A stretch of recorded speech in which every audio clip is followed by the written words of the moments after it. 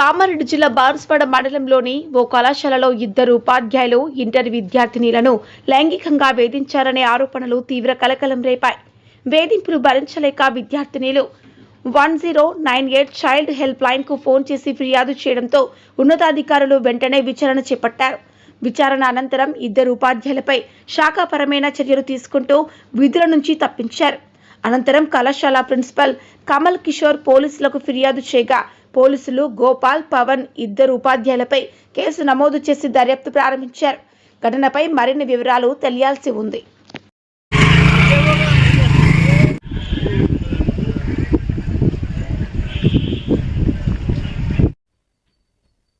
మొన్న రాత్రి 1098కి కొంత అమ్మాయిలు ఫోన్ చేయడం జరిగింది. ఇందులో భాగంగా జిల్లా సిబ్బంది ఏదైతే చైల్డ్ ప్రొటెక్షన్ ఆఫీసర్స్, అదేవిధంగా జేసీఈఓ మేడము మరియు నాకు ఆ ముగ్గురు సమక్షంలో విచారణ చేయడం జరిగింది. ఆ విచారణలో పిల్లలు ఇచ్చిన ఫిర్యాదు ఏదో నాకు మానసికంగా ఇద్దరు ఉపాధ్యాయులు వేధిస్తారని నాకు లిఖిత రూపంలో వాళ్ళు కంప్లైంట్ ఇచ్చారు.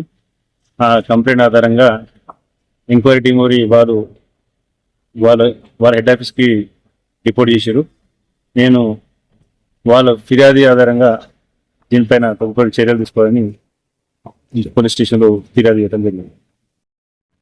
ఈరోజు ప్రిన్సిపల్ గారు ఇచ్చిన కంప్లైంట్ మేరకు ఇద్దరు లెక్చరర్ల పైన అమ్మాయిలను వేధిస్తున్నారనే కంప్లైంట్ పైన ఎఫ్ఐఆర్ రిజిస్టర్ చేయడం అయింది. ఇన్వెస్టిగేషన్ జరపడి వారిపైన చట్టపరమైన చర్యలు తీసుకొని కోర్టులో సమర్పించడం జరుగుతుంది.